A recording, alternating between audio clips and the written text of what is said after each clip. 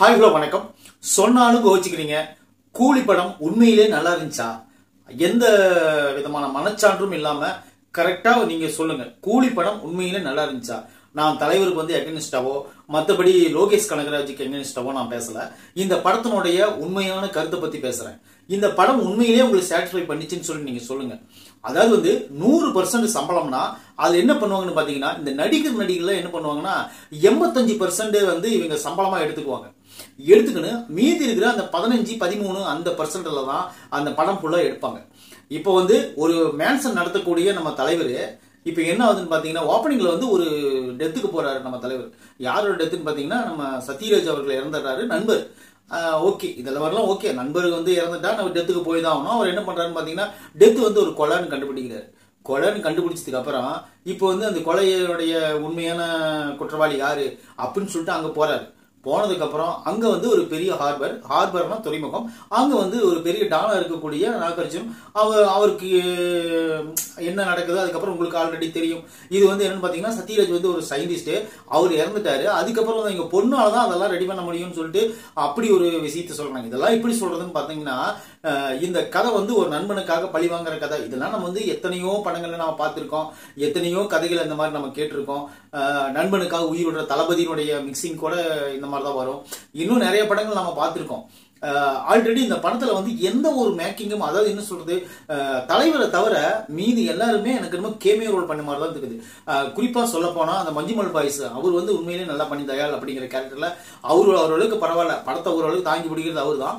இன்னொரு இது என்னன்னு பாத்தீங்கன்னா, அந்த நாகார்ஜுன் கேரக்டர் நடிச்சிருக்க நாகார்ஜுன் வந்து சீமோன் அப்படிங்கிற கேரக்டர் நடிச்சிருக்காரு. அவரோட கெட்டப்பு உண்மையிலே பார்க்கும்போது ஒரு என்ன சொல்றது, ஒரு வில்லன், ஒரு கார்பரேட் வில்லன், ஒரு பெரிய டான் வில்லன் எப்படி இருப்பானோ அந்த கெட்டப்புல எல்லாம் வழக்கம் போல அவர் நடிச்சுட்டு அவர் போயிருக்காரு. மற்றபடி வந்து இந்த ஆமீர் கானோ இந்த உபேந்திராவோ இவங்கெல்லாம் பாத்தீங்கன்னா சும்மா ஒரு கிளை மாதிரிதான், அங்கங்க விட்டு போற மாதிரி அந்த மாதிரி தான் பண்ணிருக்காங்க. சுருதிஹாசனுக்கு ஒரு அளவுக்கு நல்லா இந்த படத்துல கொடுத்துருக்காங்க. அனிருத் மியூசிக்னு சொல்றாங்க, எல்லாருமே ஆஹா ஓன்னு பாராட்டுறாங்க. உண்மையிலே அனிருத் மியூசிக் ஒரு அளவுக்கு நல்லா, அந்த பிஜிஎம் எல்லாம் ஓரளவுக்கு ஓகே தான். மற்றபடி பாத்தீங்கன்னா இறைச்சலா தான் இருக்கும் தியேட்டர் ஃபுல்லாவே. அதாவது ஒரு எந்த இடத்துலயும் பாத்தீங்கன்னா ஒரு காம்ப்ரமைசன் இல்லாத ஒரு மியூசிக் போடணும் அப்படிங்கிறதுக்காக, தலைவர் அப்படிங்கிறதுக்காக தனித்தன்மையா அவர் போட்டிருக்கிறாரு. எல்லாத்தையும் தாண்டி இந்த படத்தினோட கதை வந்து அதர பழசா இருக்கட்டும், அது கூட ஓகே தான், நான் இல்லைன்னு சொல்ல. காட்சி அமைப்புகள் எப்படி வைக்கணும். இப்ப வந்து உதாரணத்துக்கு நான் ஒரு படம் சொல்றேன், இதே சூப்பர் ஸ்டார் படம் தான், தலைவர் படம் தான். அது என்ன படம் பாத்தீங்கன்னா எந்திரன் படத்தை நீங்க பாத்திருப்பீங்க. எந்திரன் படத்துல வந்து அதாவது வந்து பட்ஜெட், அந்த பட்ஜெட்டுக்கு தகுந்த செலவு பண்ணிருப்பாங்க. அது என்னதான் சிஜி ஒர்க்கா இருந்தாலும் கூட அந்த பட்ஜெட்டுக்கு தகுந்த ஒர்க் பண்ணிருப்பாங்க. அதனாலதான் அந்த படம் ஹிட் ஆச்சு. இன்னொரு விஷயம் பாத்தீங்கன்னா, பாகுபலி பேன் இண்டியா படம் மாறுறதுக்கு காரணம் என்னன்னு பாத்தீங்கன்னா, அது அந்த அளவுக்கு வசூல் குமிச்சது என்னன்னு பாத்தீங்கன்னா, அதனோட காட்சி அமைப்புகள், திரைக்கதை, ரெண்டாவது வந்து அவங்க பண்ணக்கூடிய அந்த காட்சி, ஒரு காட்சினா அந்த காட்சிக்கு தகுந்த மாதிரி செலவு பண்ணணும். சும்மா என்ன பார்த்தாலும் ஒரு பிளாட்டா, அது வந்து இது சாதாரண நடிகர்கள் இந்த மாதிரி படம் எடுக்கலாமே, ஏன் போய் அவ்வளவு பெரிய நடிகரை வச்சு இத்தனை கேமியோ ரோல்கள் வச்சு இத்தனை பேர்த்த வச்சு இவ்வளவு ரிஸ்க் எடுத்து ஏன் எடுக்கணும்? இந்த கதை ஒரு சின்ன கதை தான். இன்னொரு விஷயம் பாத்தீங்கன்னா, எனக்கு லியோ படத்திலேயே பயங்கரமான ஒரு டிசப்பாயிண்ட் இருந்துச்சு. அது என்னன்னு பாத்தீங்கன்னா, ஒரு பெரிய ரவுடி, அவன் வந்து போலீஸுக்கு அடங்க மாட்டான், அரசியல்வாதிக்கு அடங்க மாட்டான், அந்த மாதிரி ஒரு பெரிய கள்ளக்குடுத்தல் கும்பல். அவன் என்ன பண்றான்னு பாத்தீங்கன்னா, ஒரு மந்திரவாதி நம்புறான். மந்திரவாதி ஜாதகத்தை நம்பிட்டு தன்னோட குழந்தைங்களை பலியிடுற மாதிரி ஒரு சீன் வைக்கிறாங்க. இது என்னன்னா, அது வந்து ஒரு அவ்வளவு பெரிய ஆள் வந்து இதெல்லாம் ஜாதகம் ஜோதி இதெல்லாம் நம்புறாங்களா அப்படின்னு சொல்லிட்டு அவங்க வந்து ஒரு காதுல பூ சுத்துறாங்கன்னு வச்சுக்கோங்க. அதுவே நான் வந்து ரொம்ப எனக்கு டிசப்பாயிண்டா தான் இருந்துச்சு. இன்னொரு விஷயம் பாத்தீங்கன்னா, லோகேஷ் கனகராஜ் படத்தை நான் என்னைக்குமே குறை சொல்ல மாட்டேன். கைதி மாதிரி ஒரு படம் மீண்டும் அவரால் எடுக்க முடியுமா அப்படின்னு எனக்கு தெரியும். மாநகரம் மாதிரி அவரால் ஒரு படம் எடுக்க முடியுமா அப்படின்னு எனக்கு தெரியல. உண்மையிலே மாஸ்டர் கூட எனக்கு ரொம்ப பிடிச்சிருந்துச்சு. இன்னும் சொல்ல போனா இந்த 3 படமும் கூட ஓரளவுக்கு நல்லா, மாஸ்டர் ஓரளவுக்கு, மெயினா கைதி படம் எனக்கு ரொம்ப பிடிச்சிருந்துச்சு. அந்த மாதிரி ஒரு கான்செப்ட் எடுத்தாங்கன்னா உண்மையிலே நல்லா இருக்கும். இது தலைவருக்காக எழுதப்பட்ட கதை அப்படின்னு சொன்னாங்க. தலைவருக்காக எழுதப்பட்ட கதை தான், இல்லைன்னு சொல்லல. ஏன்னு கேட்டீங்கன்னா, இதுல ரஜினி அப்படிங்கிற ஒரு கேரக்டர் மட்டும் நீ கழிச்சிட்டு மொத்தமா இந்த படத்தை நீங்க பாத்தீங்கன்னா, ஒரு புது ஆட்களை வச்சு ஒரு படம், ஒரு ஆக்ஷன் படம் எடுத்தா எப்படி இருக்கும், அந்த மாதிரி தான் அந்த படத்தை கொண்டு போயிருக்காங்க. சின்ன பட்ஜெட்ல எடுக்கக்கூடிய படம் அப்படிங்கிற மாதிரி தான். சீனுக்கு சீனு அந்த காட்சி அமைப்புகள் பார்க்கும்போது நம்மளுக்கு பெருசா இருக்குதோ தெரியல.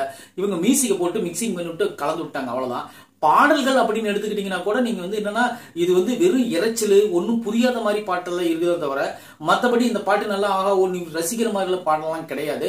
ஏன்னு கேட்டீங்கன்னா பழைய சூப்பர் ஸ்டார் படம்லாம் நீங்க பார்த்திருப்பீங்க. பாசா படத்துல இருக்கிற பாடல்கள் எல்லாம் 6 பாடல் நினைக்கிறேன். 6 பாடலும் அட்டகாசமா இருக்கும். தேவா மியூசிக் தான். அந்த மாதிரி சும்மா வச்சு செய்வாங்க. அந்த மாதிரி இருக்கும். சூப்பரா இருக்கும். ஏன்னு கேட்டீங்கன்னா ஆட்டோக்காரன் அந்த சாங் வந்து வந்த புதுசுலயே பட்டி துட்டி எல்லாம் ஃபர்ஸ்ட் அது என்ன வார்த்தை அவங்க போட்டிருக்காங்கன்னு நம்மளுக்கு புரியணும். ஏன்னா நீங்க வந்து இப்ப வார்த்தையெல்லாம் தேவையில்ல, காதுக்கு கும்முன்னு அடிக்குதா, காது செவிட அளவுக்கு மியூசிக் இருக்குதா, அதுதான் நம்மளுக்கு தேவை. அது என்ன பாடினாலும் சரி, அது என்ன வரினாலும் நம்மளுக்கு எதுவுமே தேவையில்ல. இப்ப அந்த ரேஞ்சுல இறங்கிட்டாங்க. மொத்தத்துல இந்த கூலி படம் வந்து எனக்கு வந்து ஓரளவுக்கு தான் இருக்கு. ஃபர்ஸ்ட் ஹாப் ரொம்ப ஸ்லோவா, ஓரளவுக்கு என்ன கதை சொல்றாங்கன்னு இவங்க கதையா சொல்லிட்டாங்க. செகண்ட் ஹாப் வந்து பாத்தீங்கன்னா திரைக்கதை அவத்தாலே தான் சுத்திட்டு இருக்குது. இன்னொரு விஷயம் பாத்தீங்கன்னா கிளைமேக்ஸ்ல வரக்கூடிய அந்த குறிப்பிட்ட அந்த ஒரு கிளைமேக்ஸ் ஓரளவுக்கு தேவலாம் தேறிடுச்சு. இன்னொரு விஷயம் பாத்தீங்கன்னா ஆமீர் கான் அங்கிருந்து கூட்டிட்டு வந்து இங்கேயாப்பா இப்படி பண்றீங்க அப்படிங்கிற மாதிரி ஆயிடுச்சு. அது போல உபேந்திராவெல்லாம் சும்மா கிளைக்கதையா வச்சு சும்மா ஒரு 30 வருஷமா இவர் வந்து அடக்கி வச்சிருக்காரு அப்படிங்கிற மாதிரி கொண்டு போயிட்டாங்க. எனக்கு ஒரு சீன் ரொம்ப பிடிச்சிருச்சு. நாகார்ஜுன எப்ப சூப்பர் ஸ்டார் பார்த்தாலும் உன்னை எங்கேயோ பார்த்த மாதிரி இருக்குது, எங்க பார்த்தா நினைச்சிட்டு இருப்பாரு. ஏன்னு கேட்டீங்கன்னா அவர் எங்க வேணாலும் பார்த்துக்கிட்டோம், நம்மளாலதான் அந்த சீன் எல்லாம் பார்த்து என்ஜாய் பண்ண முடியல. ஏன்னு கேட்டீங்கன்னா மொத்தமாவே நான் கூலி படத்தை ரொம்ப மோசம் அப்படின்னு சொல்லல. கூலி படம் நல்லா இருக்குன்னா கதை நல்லா இருக்கு. ஓரளவுக்கு பழைய கதையா இருந்தா கூட நாங்களாம் டிசப்பாயிண்ட், ஒன்னும் பிரச்சனை இல்லை, அதெல்லாம் ஓகே தான். எங்களுக்கு தேவை விறுவிறுப்பான காட்சி அமைப்புகள், அடுத்து என்ன நடக்கும் அப்படிங்கிறது ஒரு எதிர்பார்ப்பு, அவ்வளவுதான். இது எதையுமே நம்ம கூலி படம் செய்யல அப்படிங்கறதா விஷயம்.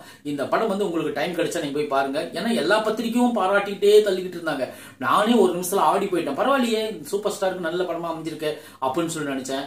ஏன்னு கேட்டீங்கன்னா இந்த படமும் கிட்டத்தட்ட நீங்க பாத்தீங்கன்னா தர்பார் படத்துல நீங்க எல்லாம் நடிச்சிருந்தா எப்படி இருக்கும் அந்த மாதிரிதான் இருக்கு இந்த படமும். உங்களுக்கு டைம் கிடைச்சா இந்த படத்தை போய் நீங்க குடும்பத்தோட பாருங்க. ஏன்னு கேட்டீங்கன்னா ஏ சர்டிபிகேட் வாங்கியிருக்கு இந்த படம். அதனால நீங்க குழந்தைகளெல்லாம் பார்த்து கவனமா கூட்டிட்டு போயிட்டு வாங்க. ஏன்னா ரத்தம் தெரிவிக்கக்கூடிய காட்சிகள் நிறைய இருக்குது. செக்ஷுவல் காட்சிகளால எதுவுமே கிடையாது. மற்றபடி இந்த மாதிரி காட்சிகள் இருக்கு. குறிப்பா அந்த வாட்சில இதெல்லாம் ஓல்டு மாடல் கதை இருக்கட்டும். தங்கம் வைரம் இந்த மாதிரி கடத்துறதெல்லாம் அதுக்கு மேல ஒண்ணு பண்ணிட்டு இருக்கிறாரு. இந்த விமர்சனம் உங்களுக்கு பிடிச்சிருந்துச்சுன்னா கண்டிப்பா நம்ம சேனல் சப்ஸ்கிரைப் பண்ணிச்சுக்கோங்க. கூலி படம் பிரமாதமா இருக்கு. உங்களுக்கு டைம் கிடைச்சா ஒரு டைம் போய் பார்த்து என்ஜாய் பண்ணுங்க. இந்த மாதிரி விமர்சனங்கள் எல்லாம் தவிர்த்துட்டு நீங்க போறது நல்லது. நன்றி, வணக்கம்.